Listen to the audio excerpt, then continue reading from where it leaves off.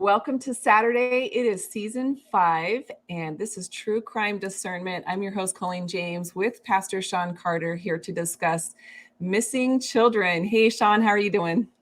Doing wonderful, doing wonderful. Just trying to enjoy some warm weather at 37 degrees. We're actually warm today, so just kind of enjoying that. Excellent. I could not say the same for where I am today. However, so missing children is a big topic. We cannot talk about all missing children. Even the general topic of missing children, I remember back in the original days of Through the Black when Tom and Jaryd were hosting, they did a campaign for a while to try to get people to, in their state, figure out how many missing children are currently in their state. And what kind of came out of that, I can remember some people reported back frustrated that within their individual state, they were unable to locate that information that wasn't sort of skewed or sort of mixed in with other things. Um, and I think the conclusion of those shows was there's sort of a cover up um, internationally going on with missing children, how they went missing, were they ever found, were they in foster care or not in foster care, with family members or not. So there's just a lot of confusion surrounding the topic. But today we've picked 2 cases to bring to you. And Shawn has a case and I have a case. Shawn, I'd like to do your case first. Can you tell us a little bit about what you chose and maybe get into that? Yeah, well, I want to talk about today Denis Martin, the Denis Martin case, and obviously this is kind of a well-known case coming from David Politis and the missing 411, and this actually happened not far from me. I vacation and I've actually hunted in some of these mountains and stuff before, and I actually messed up one time and said Cherokee, North Carolina, where Denis Martin disappeared, but actually that's 30 miles away. He actually disappeared 30 miles away. Denis Martin case to me, and this happened in 1962, by the way. I'm sorry, disappeared in 1969. He was born. Denis Martin was born in 1962, and he disappeared on June 14th, 1969. And this was a year before I was born. So I didn't, I wasn't around there in that time period. But one of the reasons why we picked this case is I think the case that you're going to talk about is similar in a lot of ways. And it was dealing not just with national parks, but with the woods and with very mysterious, in my opinion, very mysterious circumstances. And as we kind of go through these cases tonight, folks, I want you to think about something, and maybe Colleen can agree with me. I don't really know. She probably will. But the first thing I think is people, when they start listening to the 411 and listening to all the parameters that David Politis set out there, or we listen to some of these cases, we're kind of pre-primed to automatically go into some of the UFO, Bigfoot, or the paranormal stuff, and we leave the realm of some of reality of some of the nasty, evil things that humanity can do. And so, what I want you to do tonight as a viewer is listen to some of these cases. You've probably heard about them before, but I want you to think about, the circumstances, and in a way, think about these things not just from a paranormal point of view. Could it be a portal? Absolutely, it could be a portal. Could it be Bigfoot? Could be Bigfoot. Because there's some of that element in my story today that we're going to talk about. But I really want you to think about some of the strange circumstances that is surrounding these cases. You want to say anything before I jump in, Colleen, or you're good? No, I love that you brought up that just how we have to kind of be cautious about what we're letting in our mind, that subconscious directive that's sending you in a direction in all the stuff that we watch, whether it's just some sort of movie that we're watching, or um, everyone's coming from a perspective, and some people are intentionally trying to sway a people group's perspective. So obviously, David Politis is interested in this kind of stuff. He's written a book about it. He'd love to sell his book. He'd love to talk about those things. And people are drawn to the paranormal stuff. So I think to some extent he's given the people what they want. And he may not be wrong in some of those cases, but there's a lot more to consider. And so we're not here to pick on David at all. Yeah, no. And we're definitely not here, as some sort of detective. We're really just asking some questions. We're taking cases and we're really asking questions from the spiritual standpoint. God, what is there to see here? What are some things that match up? What are some things that don't match up with the narrative?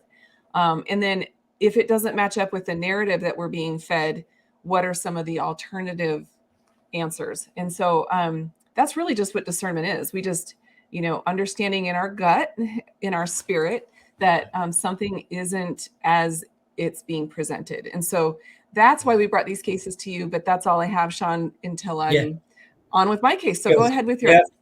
So as we get started, I'm going to have Katie to run our just like a 3-minute video. So please, as I set this video up, please don't get kind of tuned out. We're going to talk about this, but instead of me trying to regurgitate all the details, I really felt like this clip would help you understand the Denis Lloyd Martin case. So go ahead and before she plays push play, I don't know if you can see it right now, but Spence Field is right down on the bottom. That's where right there where he put her cursor.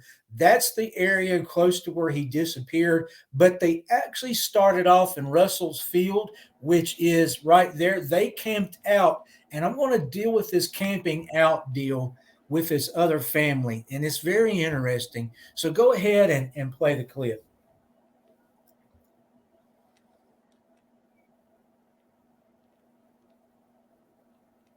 Six-year-old Denis Martin, his brother Douglas, father William, or Bill, and grandfather Clyde arrived at the Great Smoky Mountains National Park on Friday, June 13th of 1969.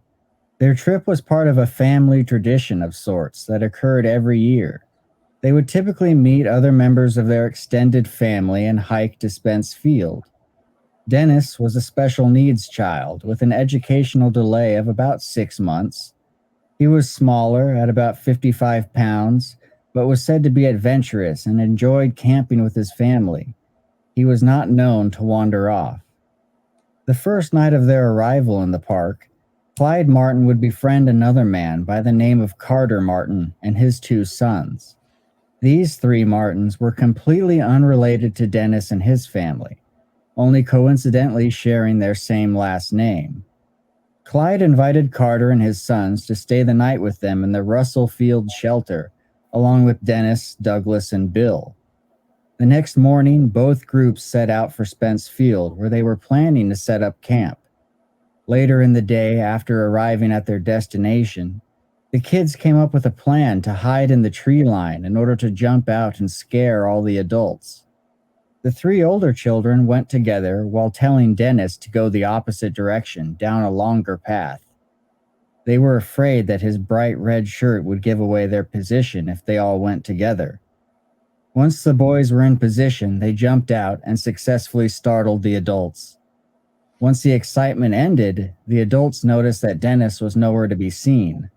At this point, it was about 4 to 4:30 in the evening, and Denis had been missing for about 3 to 5 minutes at most.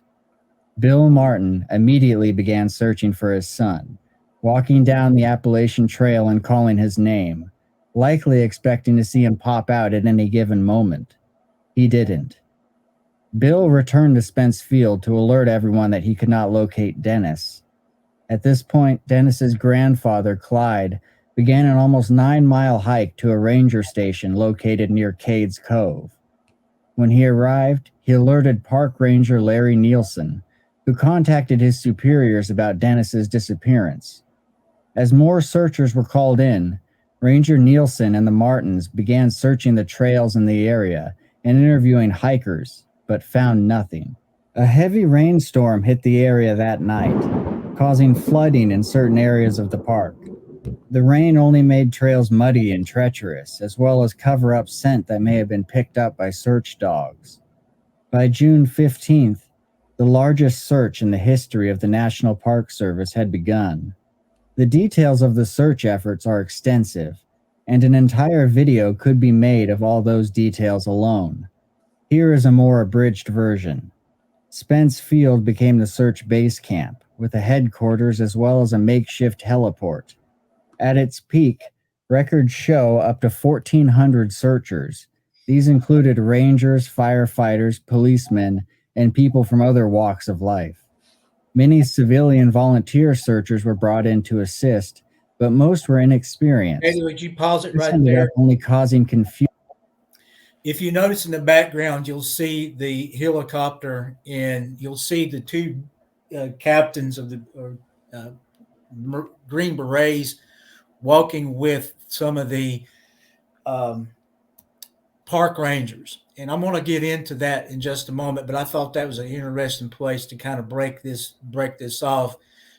So the Rangers, the Green Berets, the Rangers, and like I said, one of the greatest amount at that time period, one of the greatest amount of search parties ever assembled in this area and in this time period had taken place. So I want to get into this very briefly. I'm not going to spend a whole lot of time on this tonight, Colleen, but there's a few things that I want to kind of talk about with this that to me, when I look at just the facts of this case, not again, I'm not pushing on David Paulides, but if you kind of watch David Paulides, there's several details that change over the years since he started on Coast to Coast AM. And maybe just because of different circumstances. But again, I'm not knocking him. But one of the things I found right after the beginning is if you think about this Russell Field Trail that they started at, that's probably, if my memory serves me correctly, because I've actually hiked these trails. And by the way, the Appalachian Trail is not far from this location. And the Appalachian Trail, if you do a Google search and do missing people on the Appalachian Trail or murders on the Appalachian Trail, you're actually going to find a lot. And I'm going to talk about one really occult murder done by a man on the Appalachian Trail in my area, my direct area, here in a few minutes. But if I remember correctly, Russell Field is probably almost 3 miles off of where you would leave your vehicle. And I think this is kind of important because they showed this little hut. I've spent some nights in these huts, and you can kind of meet up with anybody and everybody. I mean, especially if it's kind of a rainy night, people don't want to spend the night out in the under the stars. You know, they kind of want to have a shelter along the Appalachian Trail and along of these, like the sea. I do a lot of the sea to mountain trails from the Outer Banks of North Carolina to the mountains of Virginia here. And along the way, they have park services have built like these little open-faced shanties, as I call them, and they're just there. And so they apparently had left their vehicles, and they kind of used this as this place, Russell's Field, as a kind of a launching point to go to Spence Field. Now, Spence Field, there's really nothing there other than huge areas of looking at the stars. And that's really what a lot of people, because a lot of people ask the question, well, what was so special? And I don't know if I put one of the pics up there or not of the Spence Field there in our show notes, but it's really nothing but just trees and a hillside. But what draws people there is they can at night be underneath the stars. So this Russell's Field is a good launching point because it takes roughly about a good day and a half hike to this area.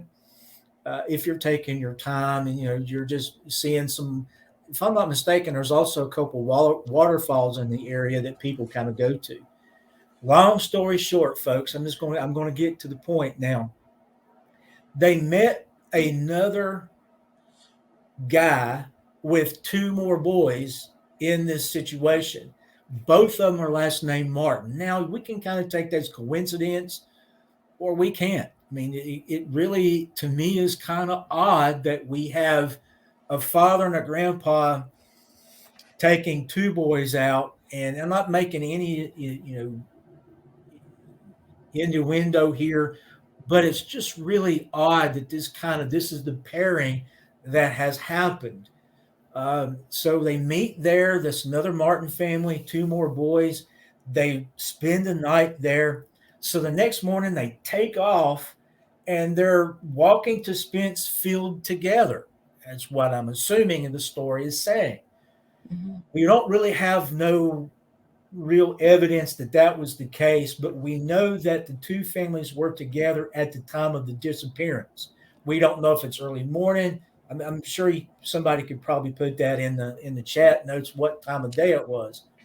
Nonetheless, here's where things starts, in my opinion, starts also going off the rails. Number one is there have been two different accounts with this. One is that they were just playing hide and seek.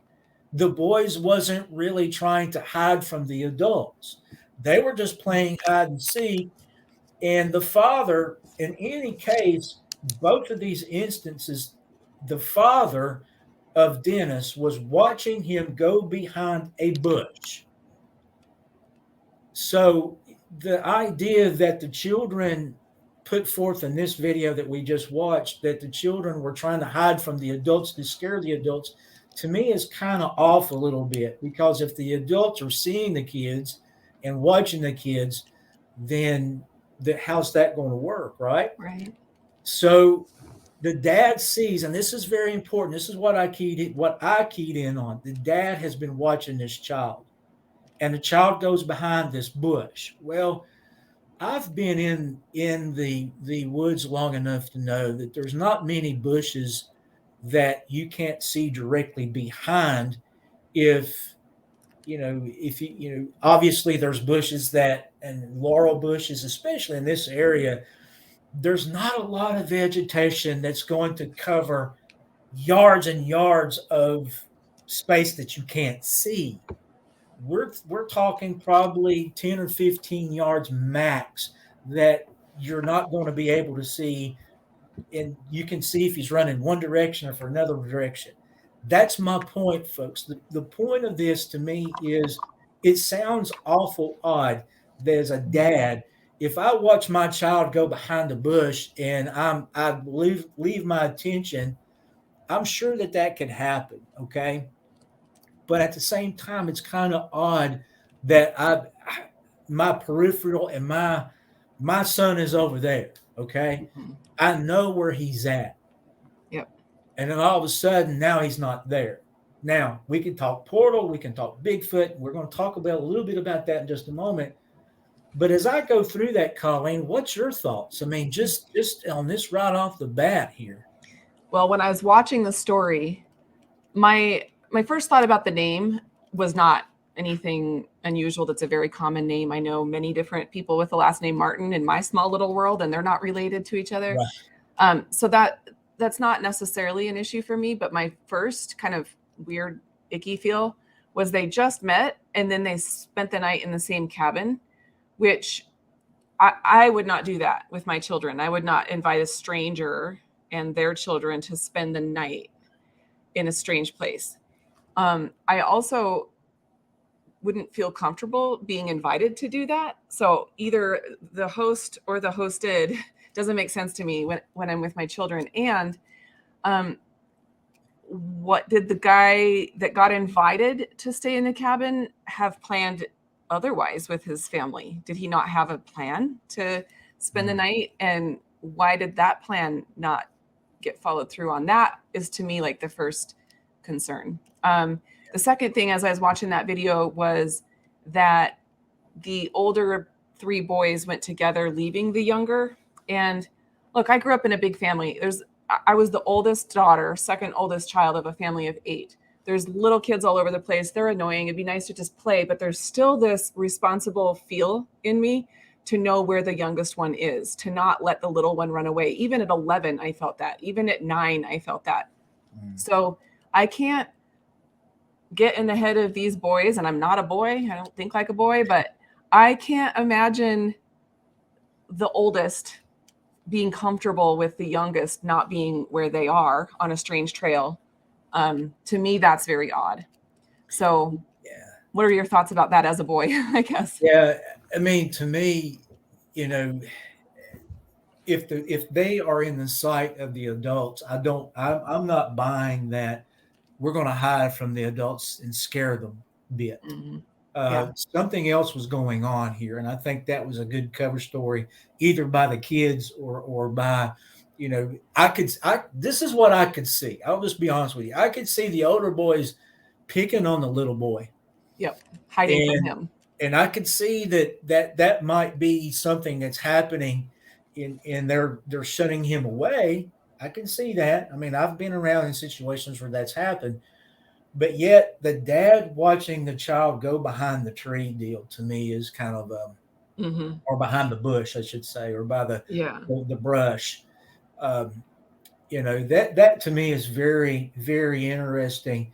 And you know, kind of coming back to what you were talking about, these little cabins are there. And I've actually, you know, it was kind of odd to say this, but I've actually spent the night with people. And now that I think about it, it's kind of like, yeah, maybe I shouldn't have done that.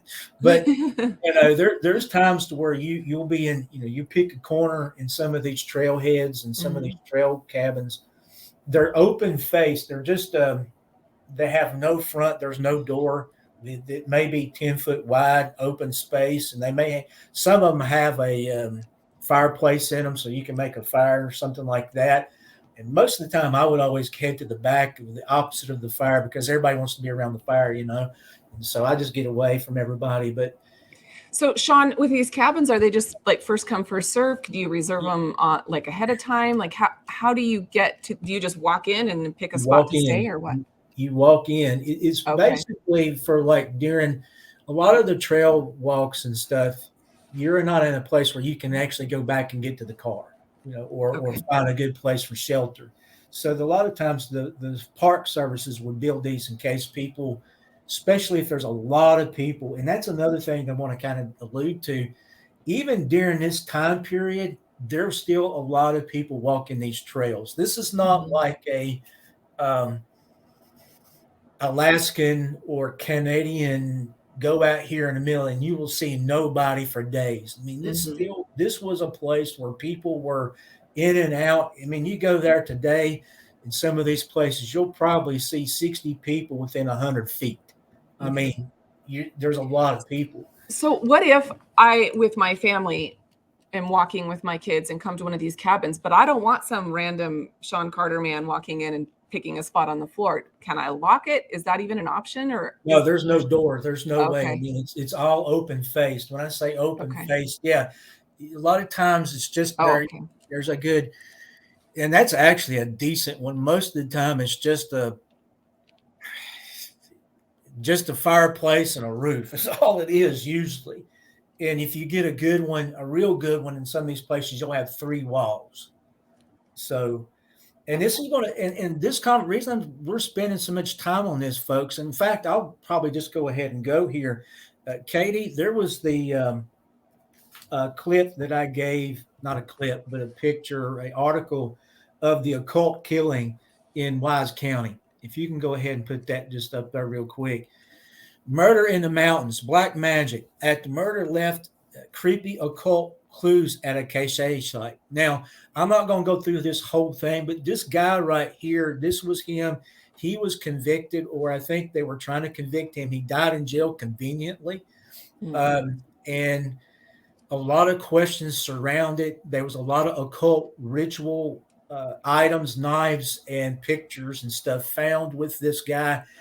He actually killed 3 people, and you're justified in your thoughts, Colleen, about this because he killed them there at a Wise County trail building, just like what we just saw.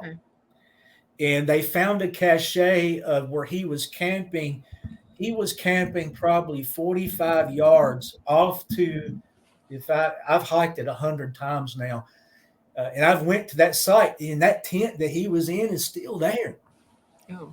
And we've hiked it, and we've looked at it. We've taken pictures and stuff of it. And that's where the police found the ritual knife. It had blood on it. And he killed like 3 or 4 people there. If I'm Now, is this area Park Service or Forest Service or state land? Appalachian Trail. Okay, so why are they leaving his tent there is a good question. He was just there, and they just left it. They left it's to me, there's something to that. They're leaving Yeah. it for some reason. Yeah. But the reason I bring this up is because, and again, I'm not knocking David Paulides, but he will swear up and down there's no cults and there's no evil men out in the woods killing people or stealing people. We can actually see, if we do research and actually do real research into these places without an agenda, we can see that there are people left and right killing people on the Appalachian Trail, on these trailheads. And so even back then, there were things happening. So I just want to politely disagree with David Paulides, because what are the mountains? They're the high places. They're the places where rituals are done, right? Scripture talks about the high places and the rituals that are being done on them. Isaiah 2:6 says, "You have forsaken your people, the house of Jacob, because they've been filled from the east and practiced magic like the Philistines. They're pleased with the children of foreigners." So this is what they're doing, and they have been since before Isaiah came along and wrote about it. So why is David Paulides saying it doesn't happen anymore? Yeah, I mean, it's like, and kind of leaving him out of it, but just making some observation here, because he's not the only one. There's a lot of people saying there's no cult activity in the woods or international parks.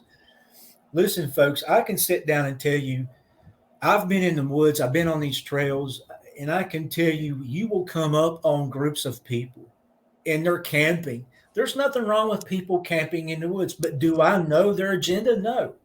Do I know if they're there doing a father-son retreat every year on Father's Day? Cool, that might be it. But is there more to that camping trip? If I walk, and something else I was thinking about, Colleen, and I've actually seen this happen, especially around in my area. I've walked upon 4 or 5 women in a camp before, just women. Now, that's odd.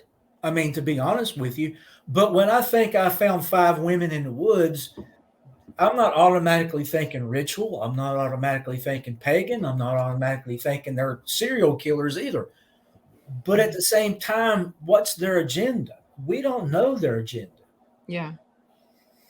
And so that's the thing that I try to tell people is, look, and I can take you to certain places in our community and on these trails, and I can show you ritual sites. I can take you to fire pits. I can take you to places to where they've done types of rituals.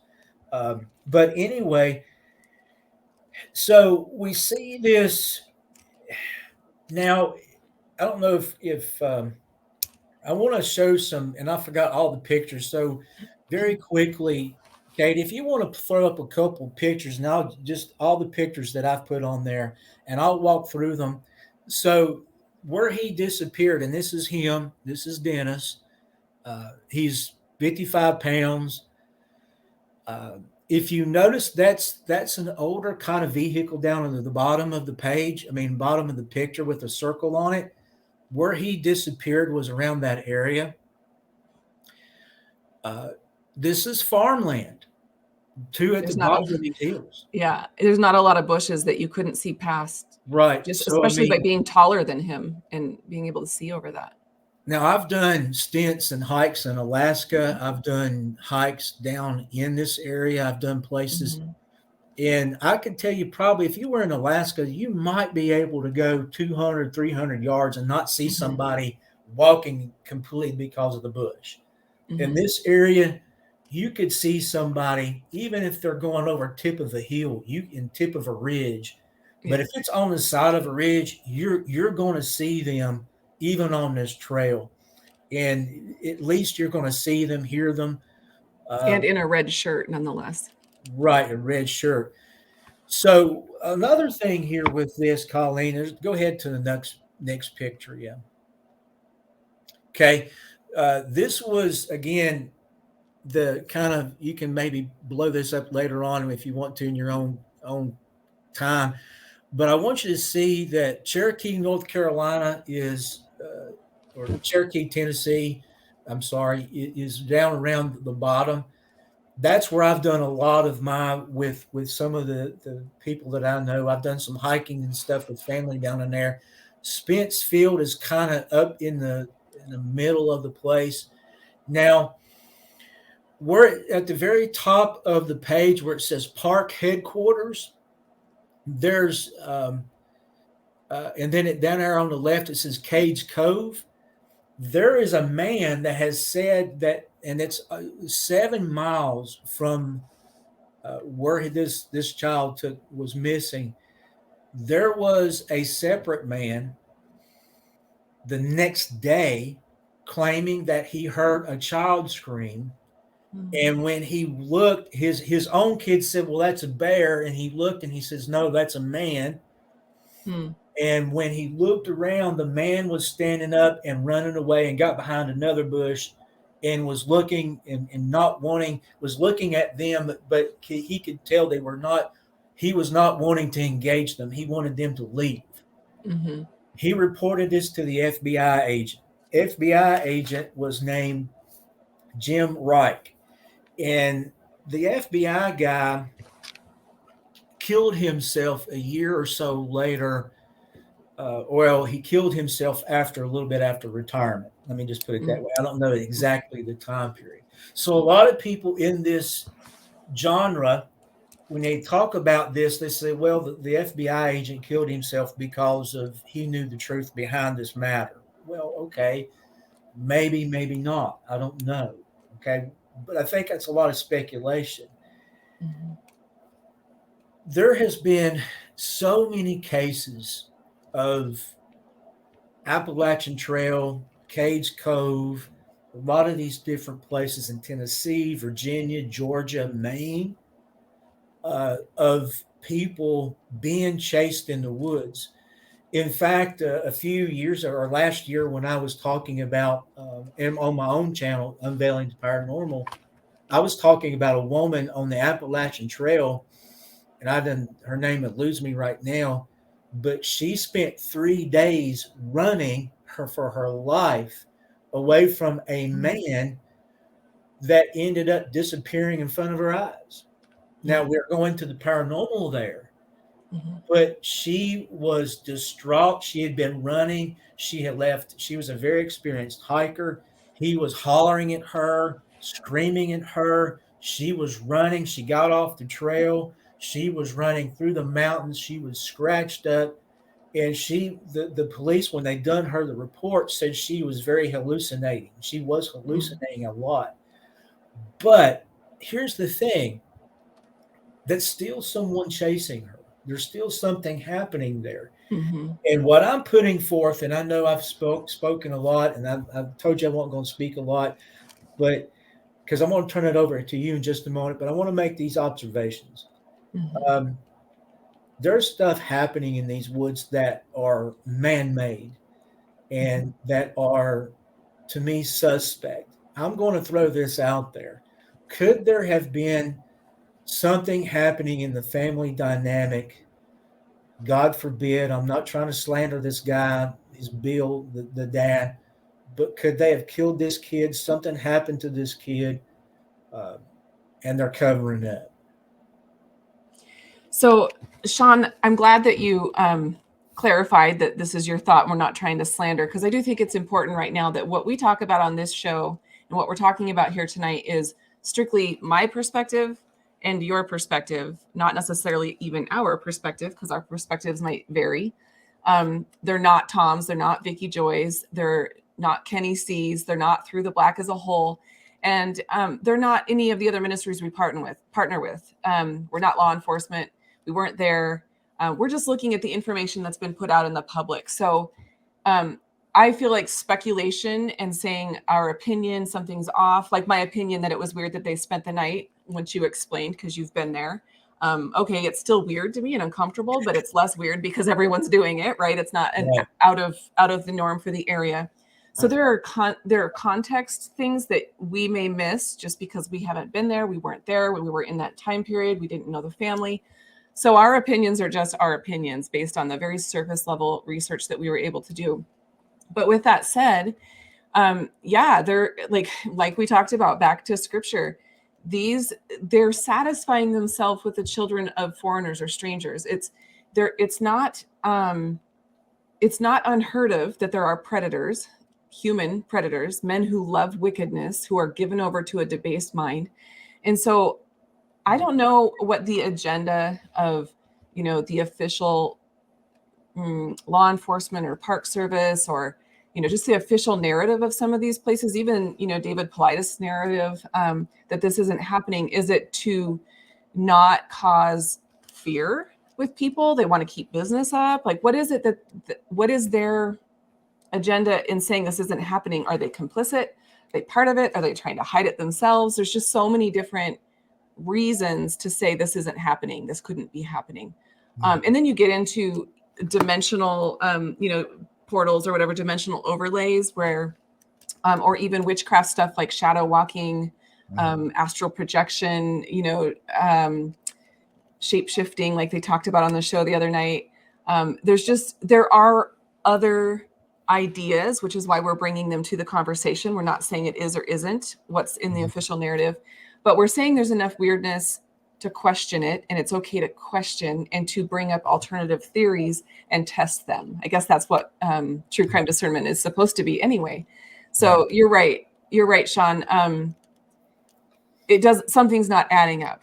Well, there is one little thing that I wanted to touch on before I pass it off, and I just remembered looking over my notes. The Green Berets were brought in. They were actually training in the area at the time, and then they really, and this is an actual picture of those guys meeting there and planning what they were doing. And it was, what I did find strange, and in one way it's strange, is that they kept adding number to, I think they were close to 15 Green Berets in the area at the time, and they started to search. And then they kept calling in. They called in 20 more. Then the next day they called in 20 more. And then I think they actually ended up with 20 more. So you do have to kind of ask the question, why were they there? Now, and they don't assist. And you hear David Paulides and a lot of these people talk about, they don't assist. Military don't assist in these issues. I have to differ with that. Yeah. Because I know personally, my daughter and her husband live on a base there in Kodiak, and they had a young autistic boy disappear, run away from the house, and it was a legit. He ran away. He was scared. He ran away. The mom couldn't catch him. He was a runner. I think he was about 11 years old, and he was actually running 4-minute miles. So she could not catch him. He got gone. And the Navy SEALs, SEAL Team 2 is based in Kodiak, and they in force went out trying to find this kid. And they told the mom, we will search every water hole, everything on this island, we will search. And within 48 hours, they had searched every waterway. These SEALs did not sleep. I mean, they went in and they were going in and they were searching. The kid was finally found on the side of a mountain. He died of exposure. It's a sad story. But what I'm saying is if military is in the area, they're going to search. So, and these guys are trained to walk in the woods. They're trained to rappel. They're trained to go in places that me and you are not going to go. So for me, it's not so strange to have the Green Berets there. Yeah, I agree. I've been around military most of my life, and it would be weirder for them not to. I've seen them always partnering with law enforcement and etc. Shawn, were there any clues, any pieces of his clothing, any, bones or No, anything ever found of Dennis? not that I know of. In the last picture I want to put up there is they did show they haven't found anybody. They haven't found anything like that. But they did do a mock-up, which I find very interesting. Mm-hmm. If this kid is dead, why are you making a visual for people to see if this kid's alive? It's Did just they ever have him declared dead officially or no? I couldn't find if they've ever officially declared him dead, but and I'm not sure who put this particular picture out. It looks like one of the police departments in Missing America, Kids in America, and it may have been not the family, whoever. But I just find it strange that they do this age enhancement to put out there. Yeah. Nobody, no evidence was found, and again, to me, that is not uncommon, but at the same time, it really kind of makes you think. Yeah. Yep. I agree. So my case is very similar. However, it is closer to my home here. And I want to just credit so I listened to over the last year several podcasts regarding this case. I've seen lots of articles online. Some of what I know, I can't remember to credit exactly where I heard it. However, what I do know is that Wikipedia, I got some of the facts and figures and dates from there. And then also I just want to mention friends of our ministry, Thunder Street Ministries, which is an online ministry a friend of ours put together. There's 2 missing children. You can take a peek at that. This is Jaryd Atadero on Thunder Street Ministries. And Katie can link that in the show notes. The gentleman that put this together is often in our chat. So I want to say hi, Mr. Thunder Street. And a lot of the information he has boiled down and compiled into a kind of a short synopsis of the case. It is by no means conclusive for either of the 2 cases that he features on the website. But he is interested in this because it does seem strange. He does want to investigate further. If anyone has anything to share, he's got some contact information on there. So I'll just get into the story. By the time we get to the end of the story, you as the viewer can decide whether or not you think this is a closed case, because that is up for discussion. So, Shawn, in October of 1999, Jaryd Atadero was a 3-year-old American boy born to Alan Atadero and Stacy McKissick. Younger brother to 6-year-old Jocelyn, Jaryd was staying with his father at the Poudre River Resort in Poudre Canyon, Colorado, when he went missing on October 2nd. And I just want to mention Poudre is a French word. It's Poudre. It looks like poudre. Sometimes podcasts say it that way, but it really is Poudre. It is a French word that means powder. So just, for pronunciation, that's one of the things I've learned since I've been out here. So okay, the circumstances about Jaryd's disappearance have been the discussion of podcasters, true crime analysts, news outlets, and then, like we've talked about, David Paulides' Missing 411, that project, and others for more than 20 years. Alan Atadero, his father, was a divorcee raising both children and had recently joined a Christian singles network group, a local religious club, which was out of Fort Collins, I believe. The club was known to have aided Alan in his daily life as a single father, as well as the entire Atadero family. And then they all became heavily intertwined with group activities among the clubs. So it's a bunch of Christian single people. He happens to be a single father, but he really connected with this group like on a doing life together kind of basis. The Poudre River Resort is a commercial hotel that was then owned by Alan and his twin brother, Arlen Atadero. The Ataderos were hosting the Christian Singles social group at the resort that October day when it was decided by the group to take a short walk to a local fish hatchery. Alan would not be going on that short trip, but instead chose to stay back at the resort to get some work done. So they had just purchased this resort from someone else, and there is a lot of history about the resort and previous owners. I didn't dig into all that. That's a whole other direction you could take this, but just know that he was a new owner. He had not owned the property for long. And I can't remember the specifics, but I know that there were rumors of paranormal things happening at that resort with previous owners. So I can't verify that or, say that for sure did happen. I don't know what the Ataderos would say if they heard me saying that. It's one of the rumors that's out there in the podcast world. So, okay. When Alan's children, Jaryd and Jocelyn, expressed an interest to take the walk with the 11 adults that day, Alan reports that he was initially reluctant. However, when the group said that they would be happy to take both children and keep their eyes on them, he consented, trusting that the group would keep their word. At some point during the hatchery walk or hatchery trip, the 11 members of the group plus Jocelyn and Jaryd decided to instead take an early afternoon hike up to the Big South Trail, 15 miles west of the resort. So instead of just maybe a mile or a little less than a mile to the hatchery where they could just all walk together, which is known area really close by, somehow someone decided to go to the Big South Trail. Now, Katie, there's a picture, looks like to me, a boulder slide. Could you throw that up and you can show people, we can show people what that trail looks like. Okay, there might be one more that's just the trail. This is Jaryd, little cutie. He's a little 3-year-old. This is the trail. So it's not like your typical hiking in the mountains, well-worn path. It really is bouldering. It's not 3-year-old friendly. So I just wanted to kind of throw that up there for a second.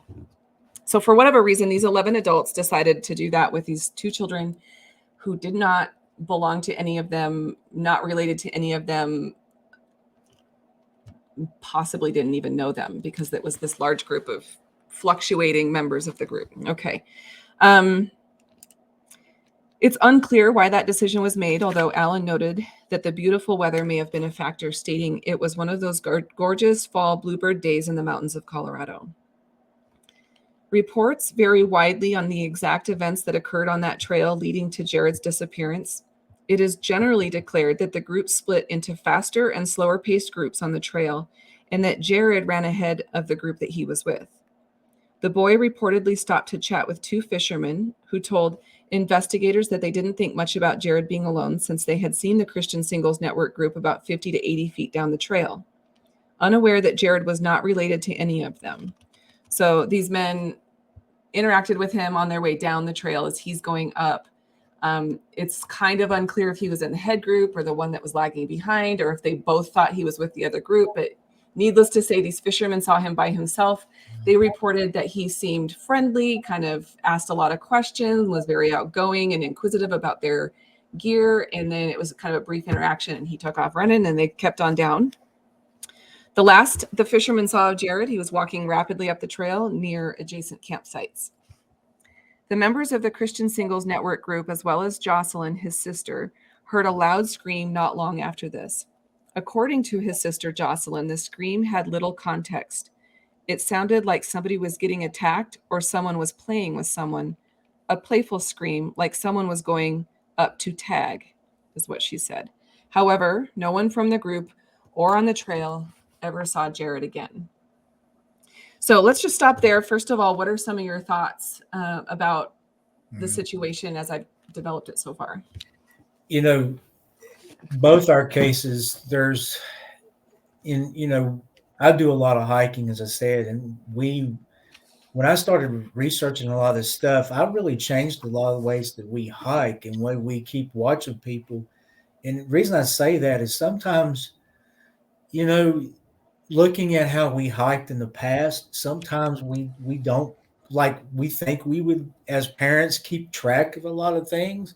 Mm-hmm. But when I took a group of teenagers one time up to Grayson Highland National Park, and I didn't pay attention to everybody, Yeah. and so on one hand, I think it is easy to do that, especially, and this is my point, especially if it's not your kid. And I was sitting there thinking, if I was there and I was just wanting to have a good time, and I'm Christian Singles and I'm whatever, Mm-hmm. but that's just really odd for me to think that the dad. I don't think I could have done that. I don't think I Yeah. could have let my son, even if I thought I knew some of these folks, I don't think I'd let my son go with them. And that's just, to me, I'm not putting this guy down, but Yeah. I just don't see how I could have done that. But he obviously he did. Yeah. So to your point about watching children, I'm a mother. Like I told you before, as a big sister, I felt a sense of responsibility. However, my children were middle school and high school when I was a single mom, and I was dating a guy who had a 2-year-old at the time. And the dad had just had surgery, and so we were in a store, and he had needed to sit down because he wasn't feeling great, and he was there to get some of his pain medicine and his prescription filled. And he asked me to keep an eye on his son. I'm like, well, yeah, sure. But I almost immediately forgot, like it just wasn't instinctual anymore, that there's this child that's my responsibility. I didn't know him well. Um, and just in a blink of an eye, he was missing, like literally turned around to look at something on a shelf, looked back, he wasn't there.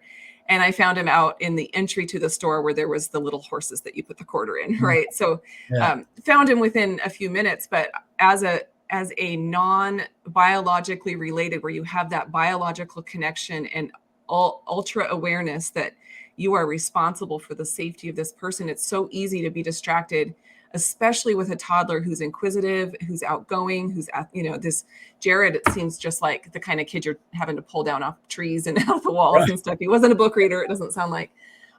So I can understand from the perspective of the people that said they would watch him and then sort of didn't or got lax. And also, it doesn't sound to me from any of the stuff I've listened to the father give testimony or give interviews, and it doesn't sound to me like he said specifically, "Hey, Colleen, will you watch my children?" It was, "All of y'all can watch my children," which automatically means it's someone else that's doing it, not me. So if you've got 11 people thinking 10 others are the one that's doing it, no one's doing it. Yeah. So that to me as a parent would be, I don't know if I trusted these people and knew some of these people well, and they were just going to walk, somewhere I've walked with my children several times, I would do that. But I also know that I would go that extra step and say, "Hey, Shawn, would you make sure Jaryd stays with you?" And that way you knew it was your job and everyone else knew Shawn's watching this kid. Right. So that's kind of how I think I would have done it. I do think I probably wouldn't have let them go because I know I've been very comfortable with my friends and letting them take my children places. I can't say that I would have done it different, especially because he didn't know that they were going to climb a rock slide, basically. Right. So, Right. so anyway, I'm going to move on to the search. So Jaryd went missing that day.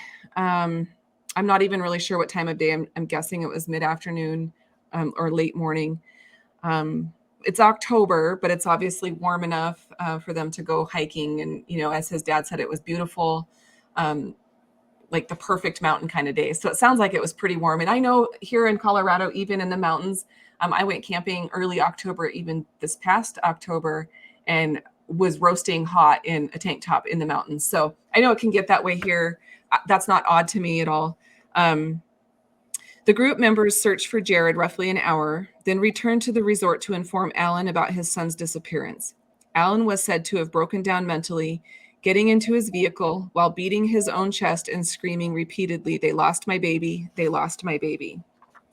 The resort manager called the Larimer County Sheriff's Office, and a search and rescue team was deployed.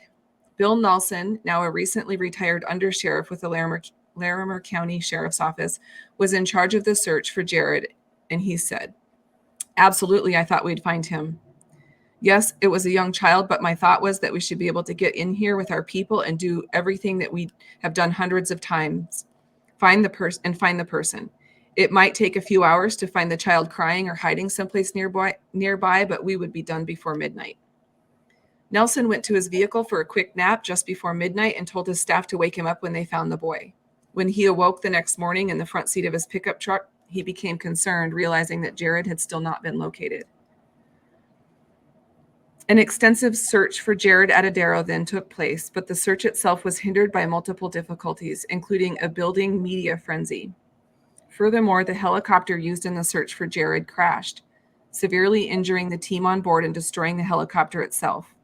The Huey UH-1N helicopter from F.E. Warren Air Force Base in Cheyenne, Wyoming, so there's your military search help again, had been the chosen chopper for the search. It flew to Fort Collins Loveland Municipal Airport to refuel. When the helicopter returned, it struggled with the fuel load and the mountain conditions and stalled out, falling 100 feet and crashing up the Big South Trail. So I just want to pause right there for a second. We have the undersheriff who was in charge of the search and rescue, searching until just before midnight, and then taking a nap all night in his car and not waking up until morning. And we have this Air Force assist come and crash actually on the trail that they were searching on. What are your thoughts about those two events?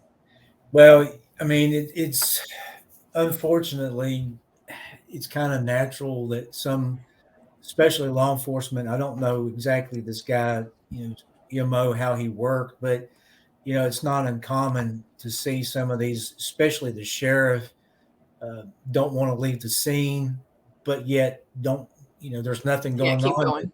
Yeah. Just people doing stuff, doing their job. What are you going to do? You're going to sit beside the radio or, hey, I'm going to go to the car. I'll take a nap. And, if y'all need me, holler, I'm here. So that part of it don't bother me. And it's just, even like with the case that I presented, there's like rain came in the next day on my case. And it seems like there's a lot of circumstances, life circumstances, as I call them, that just happened. The crash, again, the military can be involved, or even if it was a civilian type situation with the helicopter, still yet it's just odd that these things happen the way they happen. And I do think there may be, and in both cases, there may be spiritual stuff happening, but I don't know if we can automatically go there with all that. Yeah. It's just circumstances. Yeah, I agree. Okay, so Sheriff Department Sergeant Justin Smith recalled the intensity of the media sensationalism surrounding Jaryd's disappearance. TV trucks and newspaper reporters compared the case to the death of local Glitz pageant winner John Benet Ramsey, another Colorado-based child cold case. And the John Benet Ramsey case was 1996, so 3 years prior. Wow. Justin says, I remember from the moment on that second day that we realized what we were up against, Smith said. We had searchers down who we were bringing out on stretchers, and we had a missing kid overnight. We had the Air Force closing off the crash site. Emotionally, it was overwhelming, and you could see it in the eyes of everybody involved. TV satellite trucks, 17 at one time, lined up on the Colorado Highway 14 with anchors and fur coats walking around, and anybody and everybody calling us for information. Psychics professed to know where the searchers could find Jaryd. A barefooted man with a donkey showed up at the search site, ready to track Jaryd down. An American Indian came to perform a ritual, asking the mountain to give up the boy. Searchers combed riverbanks and steep slopes. Dive teams peered into small pools left in the narrow, slow-moving river. A plane made passes overhead, but was unable to locate Jaryd. It became a tornado, a hurricane, the biggest storm in all our lives, Alan Atadero stated. I was critical of them at the time because when you're in a survival situation, you want everything that can be done to be done. And at times, I thought there was so much more they could have done. With no sign of the boy appearing, the search gradually ended and the case went cold. What are your thoughts on all that? Yeah, it's just, I worked with a couple of people in my last church that were actually on a search and rescue team, and they are on Bent Mountain out here, and they searched one day for this, for a couple of days for this person. And I rang this up because they said, they searched this one area for they walked by this area where the body was actually found, but it was found in the creek. And it was up underneath of some rocks, and they just couldn't see it, and they were walking right over it.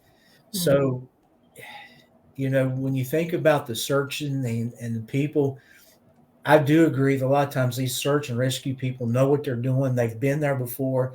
they, especially if they've been around people they found in bad situations, they know to look under rocks. They know to look under the bank. Yeah. So, these folks are not amateurs. And so when they're not finding, and then, have this crash happen, I just feel for the dad. I mean, if everything is legit in this situation, man, I would feel for the dad in that Yeah. instance, Yeah, absolutely. I think one of the things that stood out to me when I was researching this and just finding article after article and Wikipedia and various commentators on the topic, it's notable to me. I don't believe that in the 3 years from JonBenet Ramsey's death to Jaryd Atadero's death, that no other Colorado children went missing or passed away in unusual circumstances. But what I do find interesting is that the media specifically, and people who want to talk about these things on a big screen, always want to make associations with each other, which I'm not going to explain this in the way that I want to, because I'm not going to be as direct and frank on air as I would just with you privately, Shawn. But when you see the theme of whose story gets on the news and whose does not, I start to wonder who's the one in charge of putting the news out, and what are they communicating with what they chose versus what they didn't choose. Do you want to comment if I'm off base there? No, I think you're onto something there. It's interesting that even when you mention it, I kind of like, well, why was they bringing up JonBenet? I mean, why do that? Completely different circumstance. Completely different circumstance. Here, you just got a missing kid in the woods. Now JonBenet was ransomed, and she was in her home, and there's a ransom thing, and this kid's in the woods, and the only thing in common is that they were children and that they were in Colorado, essentially. And one thing I want to kind of dig into here real quick, and if you'll permit me, with my case and your case both, I think it's, again, we're not trying to slander nobody. This is my opinion, not Colleen's or Through the Blacks. But when I look at these cases, I'm often wondering, and I'm not trying to automatically doubt the paranormal or doubt the parents, but I also just try to sit down and wonder, are we looking at some kind of other crime that's happening, and they're using these things to cover up a crime, using this, that obviously the dad didn't give the kid away to do this, but is there some nefarious things going on within these contexts that we're not hearing? And I think that's, in my opinion, when you talk about some officer or somebody in the media bringing up JonBenet, is that kind of, I don't know what the word is, but is it some kind of sign or tell, or it's planting a seed of communication to the people who would know what it means? Right? I mean, is there more to that? I mean, that's just really. I've often wondered if it's like conjuring back to emotion, like international or national level emotion, to sort of, it's like almost like a conjuring power grab in my observation. I could be wrong about that, but to me, even somewhat like the blow up of true crime stuff on podcasts and all that stuff in the recent years, to me, retelling the same stories over and over and over almost feels like a conjuring in a way. And that's why we've talked about this on True Crime Discernment before, being careful who you listen to tell the story, because what kind of emotion are they trying to extract from you? What kind of direction are they leading you in? Are they coming at it from a gossipy, slanderous, dark, in ill intent kind of way? Are they gleeing in it? Like, what is, like, we even see with, we don't have to go down very far down this, but the 4 student murders in Idaho over Thanksgiving, they retell and retell and retell.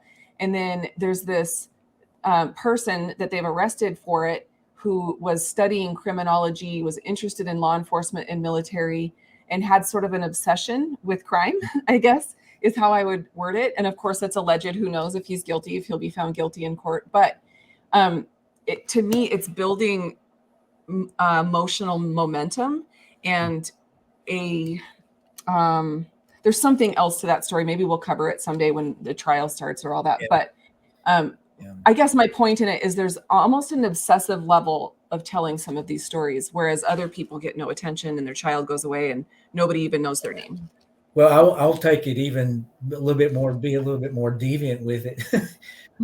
And sometimes I think they're the powers that be, whether the event was a ritual or not, they're turning it into a ritual event, in my Okay. opinion, in a lot of Yeah. it. I mean, and they're putting that out there in the psyche of the people, in the newscasters and the people. These newscasters and people are not intentionally doing that, but I Right. think what's happening is the dark side is using this retelling and Yeah.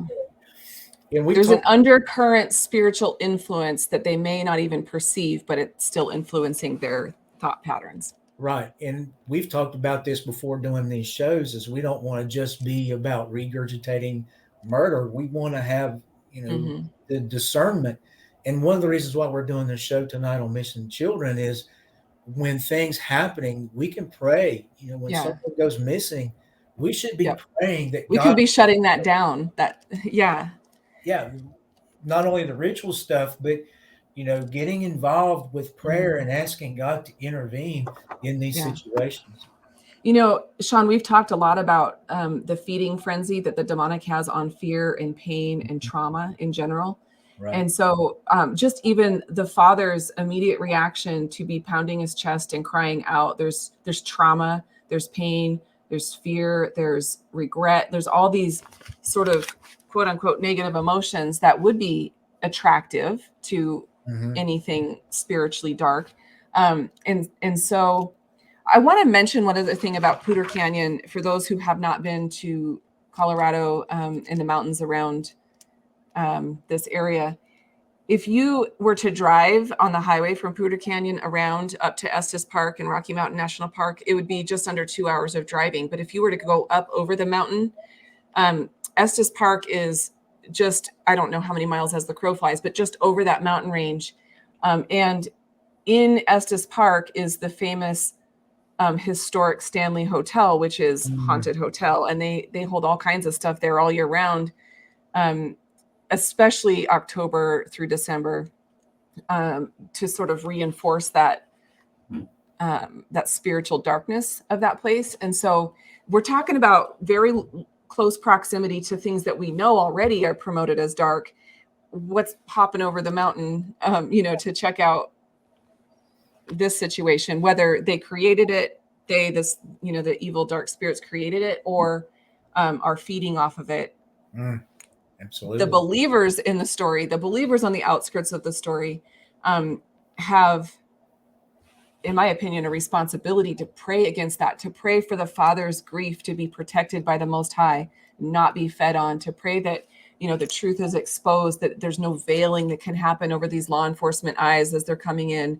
Right. If law enforcement's complicit in it, that would be revealed. If there's someone hexing a search party and causing a helicopter to crash, that those assignments would be canceled. I don't believe anybody died. I think one guy broke both of his legs, and everybody else was okay because it only fell 100 feet, and so there was it wasn't comfortable for him, but there was no life lost in that. But I want to keep talking. I want to talk about, I want to jump ahead to about 3.5 years later.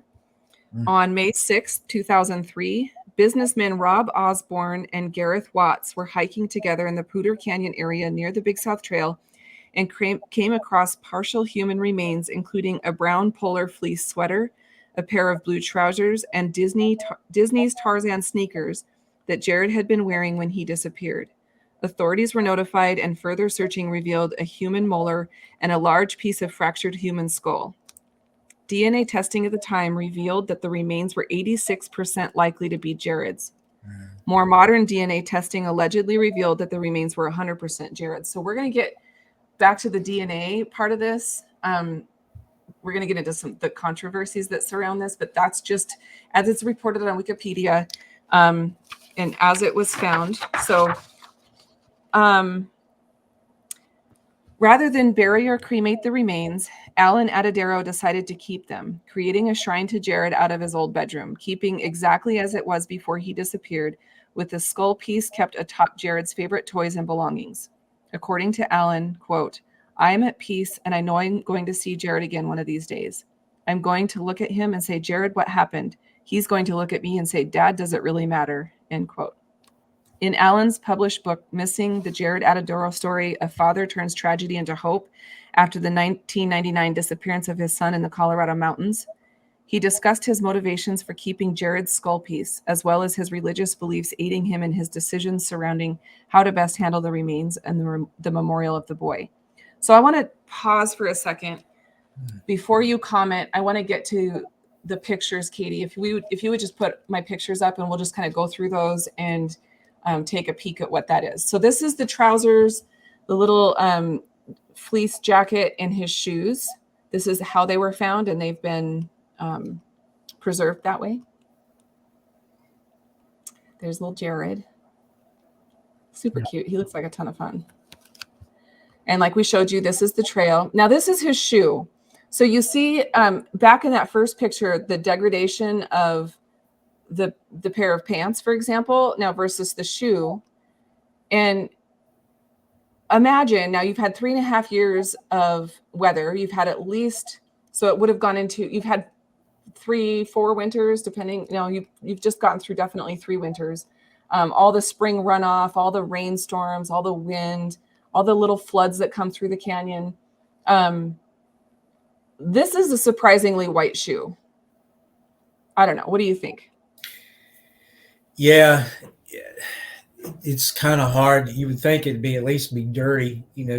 Shoes don't they don't disintegrate like a lot of other clothes do, but Right. they do weather and they do get dirty. So that's an awful white tennis They do shoe. yellow or fade in the sun, right? The blue would look, I would assume, look more sun faded. I don't know. Depends on if it was under something, I guess. If it was under a, Yeah. it shows it just sitting out in the open like that. So if Now- that's how it was found or just set there for the photo, who knows? Now, if I'm not mistaken, was these shoes, and I've studied so many different cases now, so I may be totally off, but was these shoes found together kind of like somebody had placed them together?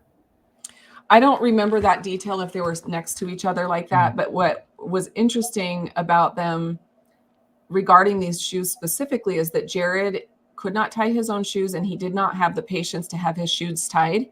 So very often he got sent out just like that, just kind of traipsing around in untied shoes. And that was one of the things that people on podcasts commented, that he took this hike with untied shoes. So that plays into where they are, what happened with them, why aren't they scuffed? And then it plays into some of the questions about what did happen, which I'll get into in just a few minutes. Katie, is there another picture? We saw that. That's the website. Okay, now see that little circle up there in the middle of that? That is where allegedly the skull piece was found. So, okay, I want to get into some of the weird things, and I am quoting directly from Thunder Street Ministries website about the Jaryd Atadero case. A series of inexplicable events occurred over the following week. Aside from the search and rescue team flying in, so we're kind of going back to the week of the search. So this is where some of the weirdness surrounding the case comes, and so this is Thunder Street's assessment of the weirdness at search time. Okay, so aside from the flying in from Wyoming and crashing their helicopter, the sheriff in charge of the search refused virtually all communication with the family and threatened them with arrest if they tried to aid in the search. The Ataderos were forced to rely on the Colorado press to learn any new development on this case. Experienced teams of tracking dogs and their handlers, as well as many search and rescue volunteers, were turned away without taking names or numbers. Potent leads were also ignored. In particular, the morning after Jaryd vanished, a sighting was reported in Mesa Verde National Park by a ranger who saw Jaryd's photo on the news. A little boy kept running up to him, wanting to hold his hand, which Alan recognized as a personality trait of Jaryd's. The boy was a man who called him something that sounded like Gerald. He would call him back over to him. This lead was completely ignored by authorities despite their claim of having contacted the ranger. 2 trackers with military backgrounds were given resistance as well. One, an Army Ranger going by the call sign Sioux, tracked Jaryd's last known point at a high ridge above the trail. The sheriff refused to send anyone up, saying a helicopter had already been up there and found nothing. This location becomes integral later. The second tracker, a Green Beret, wasn't allowed up the trail. A well-known author in the state of Colorado, he threatened to use his press connections to pressure the sheriff. He was subsequently let to go up to the trail looking for signs. At one point, Allen received a phone call from someone identifying themselves as working for the sheriff's office, but refused to give their name. He told Allen he wasn't being told the truth, and that when the true facts of the case come out, they would identify themselves and stand by Allen to corroborate these revelations. He never heard from this individual again. Atadero's disappearance and killing remained a cold case and anomaly noted for the fact that the boy's cause of death has never officially been classified. While often reported as a mountain lion attack, experts in the fields have argued that the discovered remains do not meet the typical patterns of a mountain lion attack. Other experts believe that Atadero had been the victim of an abduction and murder. Owing in part to the sensationalism surrounding the Colorado case of child glitz pageant contest JonBenet Ramsey, the media was heavily involved during the search of Atadero. Although the general consensus of the case is that Jaryd Atadero was killed and eaten by a large animal, presumably a mountain lion, the contention around this theory is strong. According to Allen, experts on big cats in Colorado told him that a mountain lion would have attacked the boy's stomach first, aiming for internal organs, yet Jaryd's sweater showed no signs of such attack. Moreover, the boy's trousers were turned inside out when they were found, something that a mountain lion would not have done, and the Tarzan sneakers showed only minimal wear with no sign whatsoever of having been dragged, indicating that a mountain lion could not have dragged the boy's body all the way up the trail that far into the mountains without destroying the shoes. Or I would say having them come off in a separate place from everything else because they were untied. Or a lot of blood on it. Yeah. Allegedly, according to Jaryd's father, mountain lion tracks had been discovered next to Jaryd's tracks in the initial search.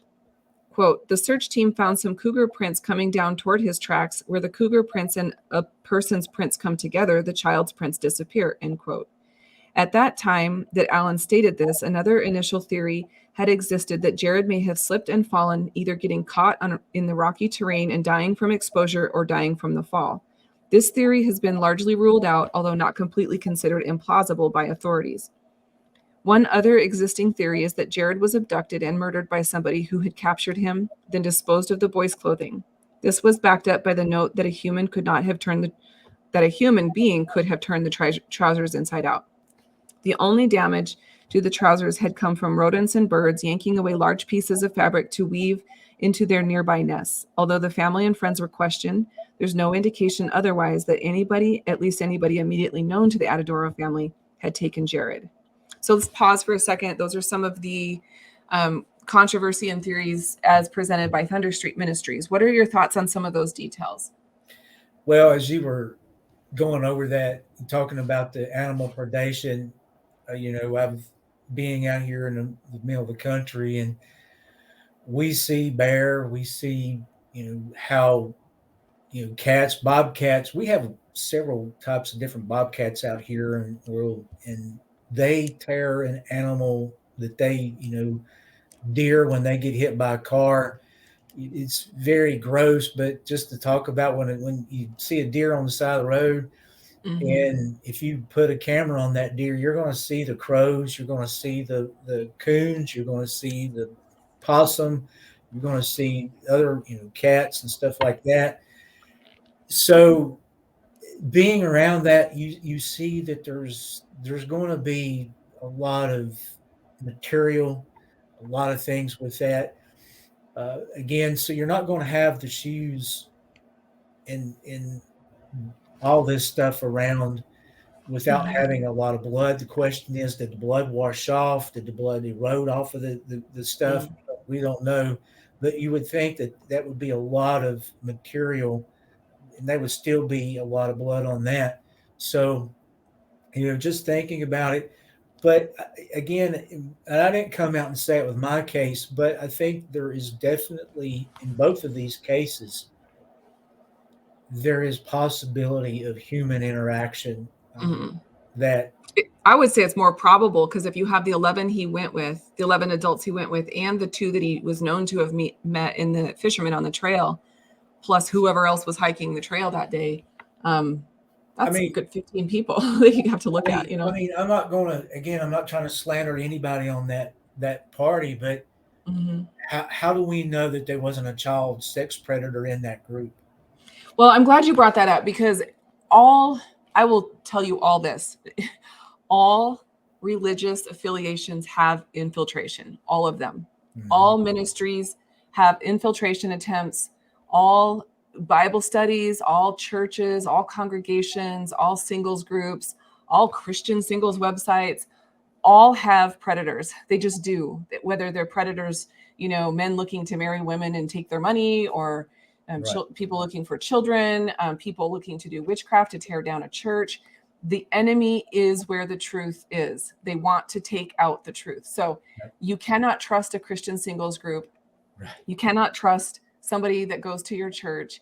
You cannot trust somebody that even teaches your Bible study, because I have been most wounded, shocked, and mistreated through witchcraft of people who know scripture better than I do. Right. So you cannot know that someone's safe just because they look like you. Right. Yeah. Yeah. I mean, Go even ahead. just, you know, from my being in a pastor position and, you know, getting people involved in ministry and discipling them. And we have a long process of dealing with that. And you find people occasionally, I will come across people that you know, when I'm sitting down with my leadership team, I'll say, no, we don't want this person to, Mm-hmm. you know, we're not trying to judge on that person, but there's something about this person that God is saying, no, don't let them be a part of this.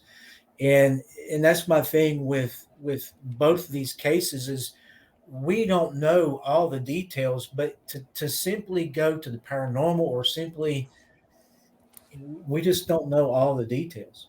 Yeah. So,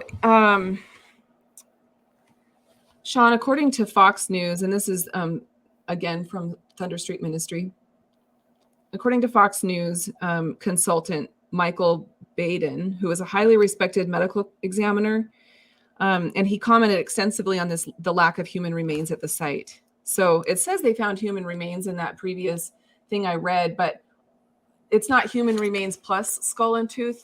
The human remains were the skull and the tooth, the little skull piece. It's not even a full skull. There are no other little bones. There's nothing stuck in his shoes that, you know, if he had died wearing his shoes, would have had some tiny little bone from the foot, who has bajillions of bones in it. Anyway, there wasn't enough human remains, this consultant is saying. He stated that you would find small bones in the shoes. You would find at least a tooth. Well, this is before the tooth was found, because they weren't found on the same day at the same time or in the same place. So a week later, a forensic team called NecroSearch ascended the mountain slope to comb the area for remains. They found one lone tooth sitting on a log and the top of a skull set back under a tree. Though the skull had some debris inside, the tooth was free of debris and in the open. So I think one of the things that people are saying is that it's convenient that they found the clothes and the shoes first with no human remains, and then a week later, after he made this public comment, at least find a tooth was found, and then the top of the skull. DNA testing was problematic. Specialists initially gave this skull an 86% match, which back in 2006, you know, looking at the evolving of DNA technology and matching, it was a little bit more rudimentary than it is in 2023, 2022. So 86% match is typically considered inconclusive. It would not hold up in court to convict someone. It could be a family member at that point. You know, it's like, well, close, but we can't tell. And back with 2006 technology, they weren't checking to see if it was the kind of familial ancestry technologies that they have now. So they wouldn't have been able to say that, but they would have just said 86% is not enough to say for sure that it's him. The tooth was destroyed during the testing, but the results were nonetheless given to Alan without further explanation. Alan subsequently sought out the guidance of an out-of-state testing lab who pointed out factual errors in the report that he'd been given, and that the electrophermograms DNA result readout suggested 2 sets of DNA were present in the tooth. So the tooth had been pulverized as a part of the testing process and disposed of. So this 86% match paperwork that Alan received being analyzed by someone else who analyzes results of this kind of testing said that that report showed 2 different DNA sets, and that was not told to Alan. It was never explained to him, and it was all sort of mysterious. A second attempt at a DNA testing of the skull, the piece of skull, now that the tooth has been destroyed, was met with misfortune as Hurricane Katrina had devastated the Gulf Coast, and the Texas firm who had received the remains was inundated with countless bodies. Alan called once a month to check on the status and was eventually told to stop calling and accept that he'll never have the answer he's looking for. So this medical testing place in Texas basically told him, we're not worried about your case, stop calling. You're not going to get the answers you want. And they're, of course, inundated with all of the bodies and whatnot from Hurricane Katrina, trying to match up body parts with people there. Obviously in over their head, and didn't give Alan any hope. And maybe it seems like a little bit harsh, but I understand from their perspective the overwhelming.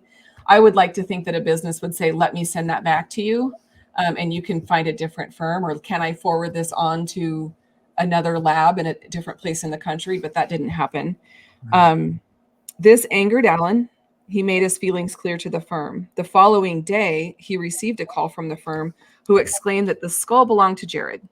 He questioned this intensely, and the representative on the phone had no explanation for how they arrived at that conclusion so quickly.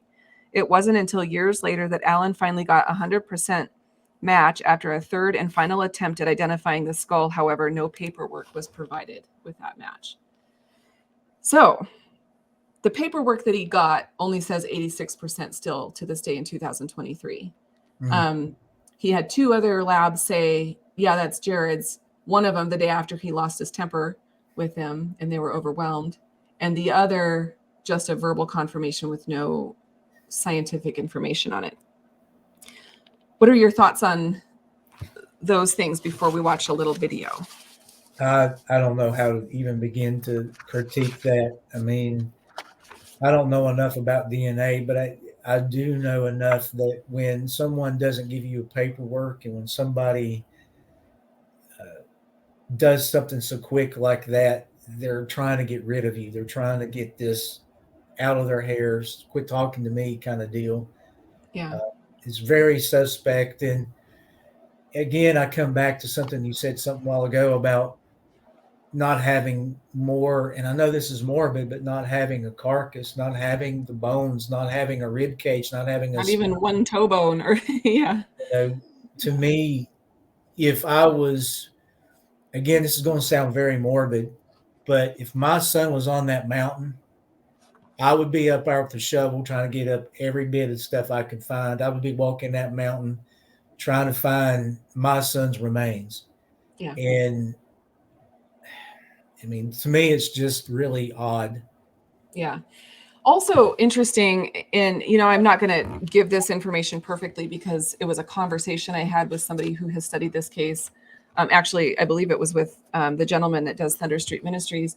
I may have heard it on a podcast as well, but one of the things that was notable to people in the area at that time was that Poudre Canyon had flooded in spring runoff more than once in the time between he went missing and he was found. So having the tooth just sort of be out in the open, right on a rock, doesn't make sense. Or even the tennis shoes sitting there, they'd be washed. Yeah. I mean, they'd have mud in them at least, or something. There'd be something off.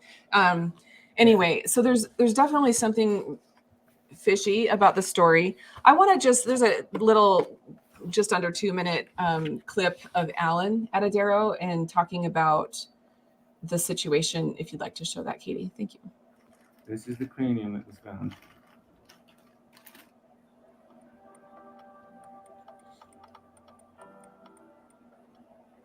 It's what I have. I know it's weird.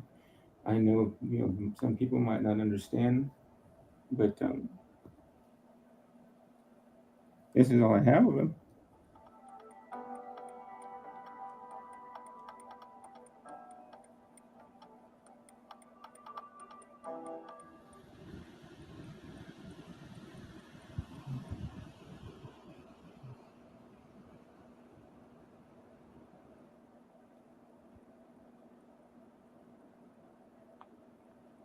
Can't ever take away from the fact that he was my buddy and one of my best friends. But at the same time, when something like this happens, it hurts forever. I mean, nothing takes the pain away. I tell people that Jaryd's kind of like having a pebble in your shoe, a little bitty small pebble. You know it's there. Every time you take a step, you feel it. You can't do anything about it, but it's not enough to stop you from doing what you need to do every day. But that's Jaryd. He's that little pebble for me.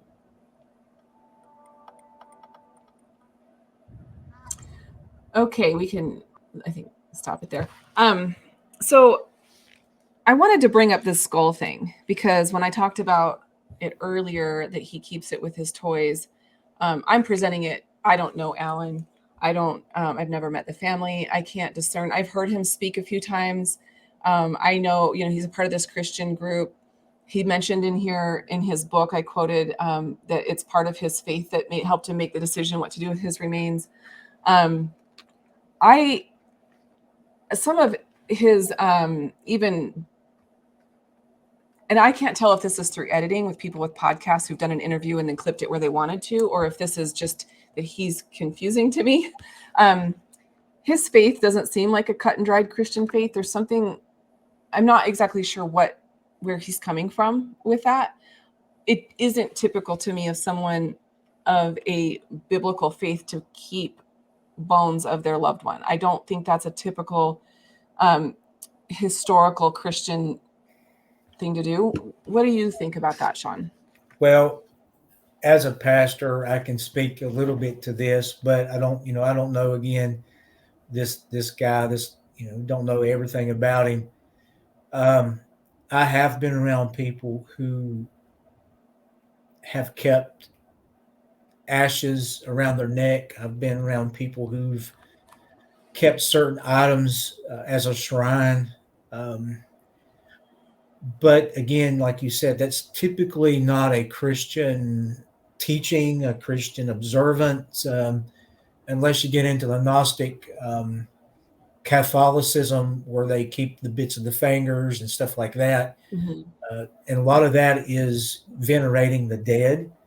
Mm-hmm. And so, there was no mention of Christ. But again, like you said, are they, podcasters who are non-Christian, they don't want to hear Christ, so they'll edit that out. But, again, it's,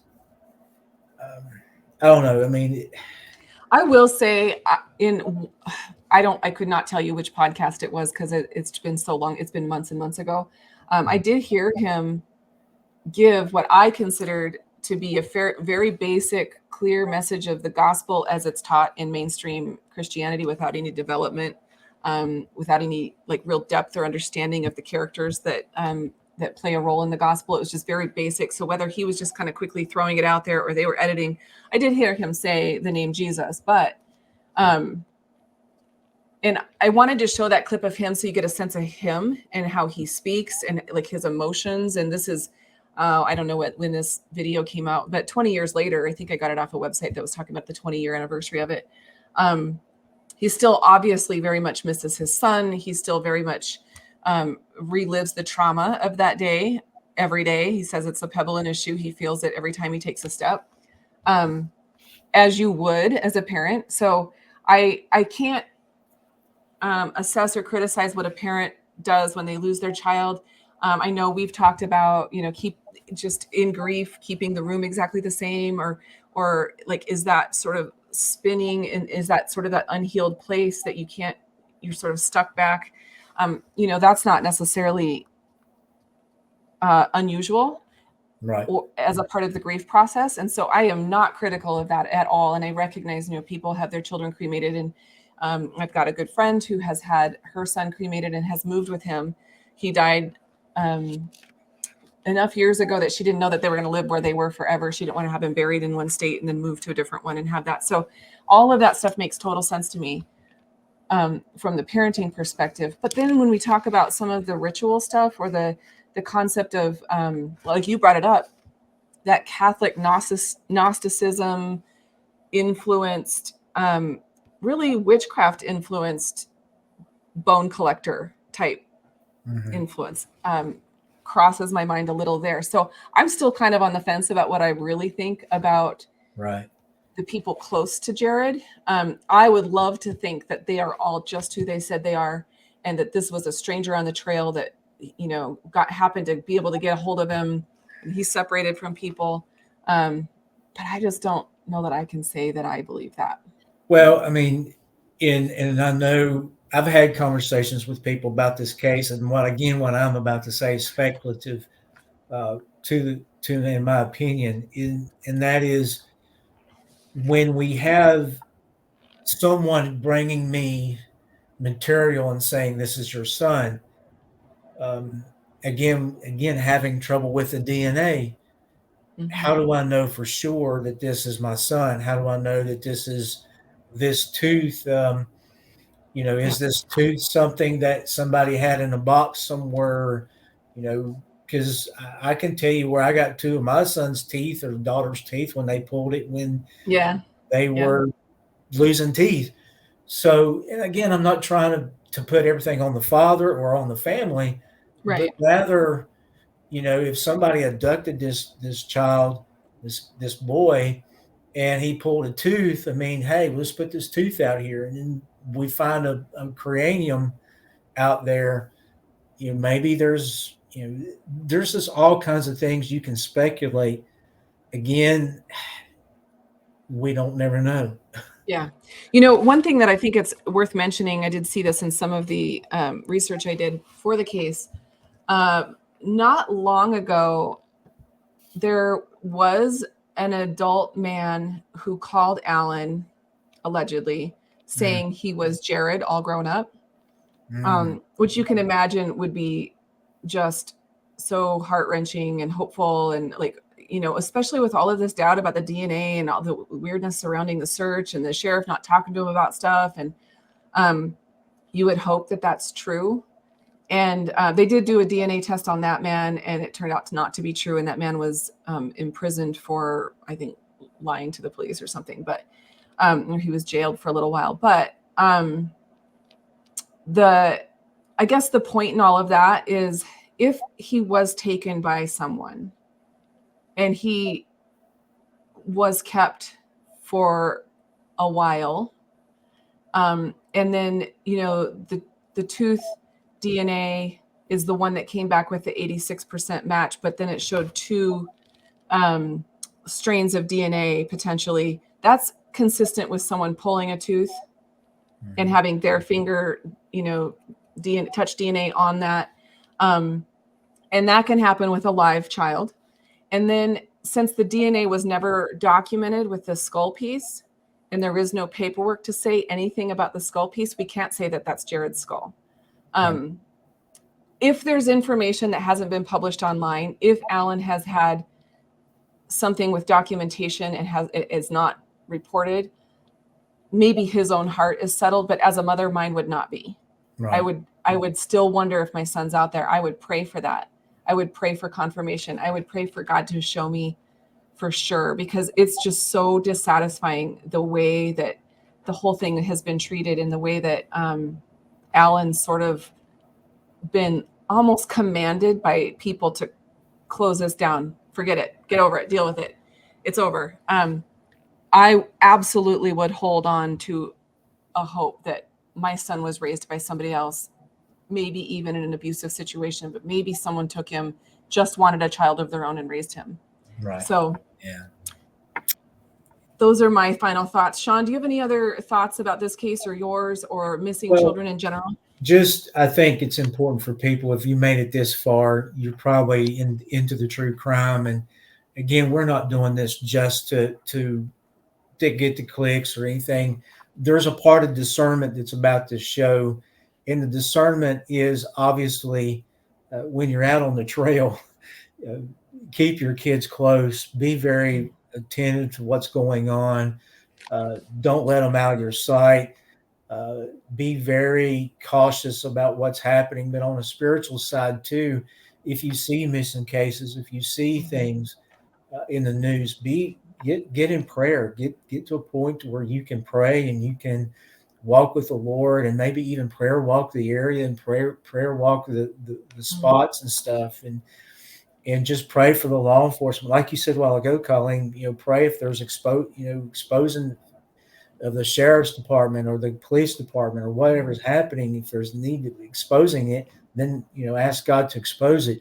I really believe, Colleen, in a lot of these cases, Christians getting involved in the moment and in that situation, praying and seeking God and asking God to intervene in these situations can be very crucial and can be very effective. Yeah, I agree. And Shawn, it occurs to me in talking about Jaryd's case and talking about the weirdness with just feeling like you're kind of punching at a brick wall to get any information, whether it's with the DNA or what's going on with the sheriff's department and the search, or people that are here, I'm an available body, and then them being turned away. Somebody showing up with his search dog and being told no. It's like, yeah, why?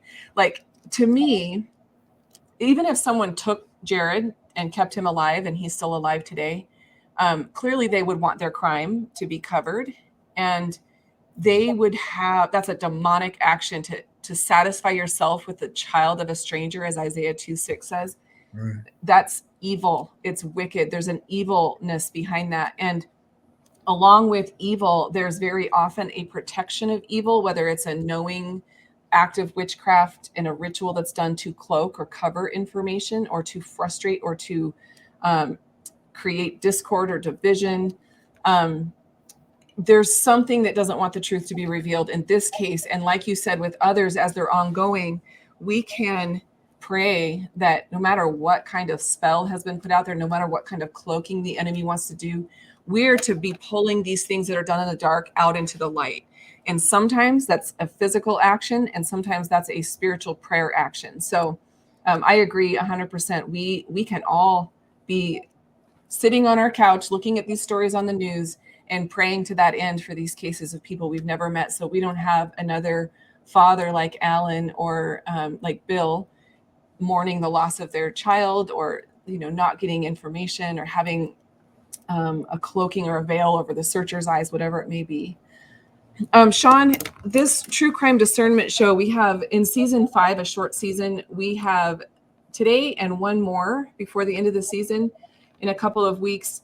And then we have the conference. I can't believe, Wow. I guess we have another season coming up. So, but then we're going to have the conference. But I want to talk about the conference a little bit because you're going to be there. You've got a few things you're going to talk about. I'm going to be there. I'm going to speak on some things. Vicki, Joy, and Tom are also both going to speak. My co-author is going to be there. And it sounds like we're going to be working together a little bit. So I don't have the full details on that. We got to work that out. There's going to be potentially some breakout sessions, some time at the book table. So if you've looked at the book, if you've ever thought about wanting to chat with Nancy Bowser, it's time to get your tickets. Katie can put the website in the show notes. There are still tickets available. We would love to see you in Brookville, Ohio, which is Dayton area. And Shawn, is there anything else you want to say about the conference, or something you're looking forward to? Well, hopefully I'll get my foot better and getting able to throw some kicks or something. We may have some Shawn Kwando there with Tom breaking some boards maybe, but I'll be there. And just if you want to talk to me about the paranormal, if you want to pray with me, whatever just got something you want to run by me, I'll be around and definitely be there working around the tables and just looking forward to it. To that end, if you want to talk to Shawn, or if you want to talk to me, or even if you want to talk to Nancy or Vicky Joy or Tom, or meet with anyone from Russ's team, you don't even have to know who they are. If you need deliverance, if you are unsure about, if you have SRA questions, if you have addiction issues to substances or videos or that kind of thing, our teams are there to help. We have a system. We will be meeting with people. We would love for you to pre-sign up for that so we can kind of know where to put people on which day and what night and kind of how to staff that. So if you know for certain you want to talk to one of us and you need deliverance, would you email us at throughtheblack.connect@outlook.com and let us know just briefly. You don't have to go into a long story, but here's my name. Here's when I'm coming. Here's my issue or what I want to talk about. And I will personally set you up with the team that I feel best suits your issue and your gender. If you want to put that in there, we won't have mixed company if that's uncomfortable for you.